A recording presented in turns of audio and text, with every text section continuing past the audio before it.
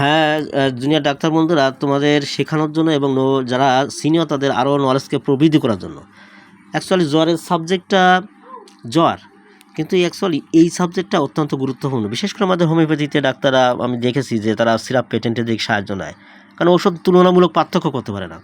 তো আমি নবীনদের কিছু শেখানোর জন্য এবং যারা সিনিয়র আছে তাদের নলেজকে আরও প্রবৃদ্ধি করার জন্য সংক্ষেপে একটা ভিডিও, 5টা মেডিসিনের তুলনামূলক পার্থক্য কম্পারেটিভ।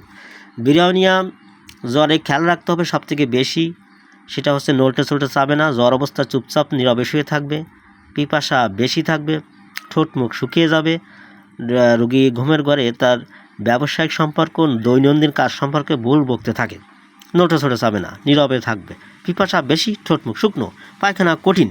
ব্যাস। জেলসিমিয়ামে কি? জেলসিমিয়ামে পার্থক্য হলো জেলসিমিয়াম চুপচাপ নীরবে শুয়ে থাকবে, বিরাউনিয়া নীরবে চুপচাপ শুয়ে থাকবে। তাহলে পার্থক্য কী হলো? জেলসিমিয়ামের ব্যাপারটা হচ্ছে জেলসিমিয়াম পিপাসা থাকে না, আর বিরাউনিয়াতে কী হয়? পিপাসা থাকে। তাই বিরাউনিয়াতে পিপাসা বেশি, আর জেলসিমিয়ামে পিপাসা মোটে নেই, দুইজনই চুপচাপ নীরবে শুয়ে থাকে। জেলসিমিয়ামের পায়ের পাতা ঠান্ডা হয়ে যায়, ও অন্যদিকে গরম থাকে। জেলসিমিয়াম চোখের পাতা ভারী, চোখ মেলতে চায় না, চোখের পাতা ভারী হয়ে যায়, চোখের পাতা ভারী হয়, চোখের পাতা মেলতে পারে না, মানে ডাকলেও প্রশ্ন উত্তর দিতে চায় না জেলসিমিয়াম। তাহলে পার্থক্য জেলসিমিয়াম বিরাউনিয়ার কম্পারেটিভ হয়ে গেল। এখন আর কি?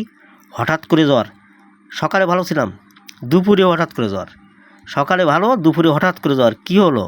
এত জ্বর, তাপমাত্রা, অস্থিরতা, মৃত্যু ভয়, ছটপটানি, পিপাসা, জল পিপাসা বেশি, সাডেনলি অ্যাটাক।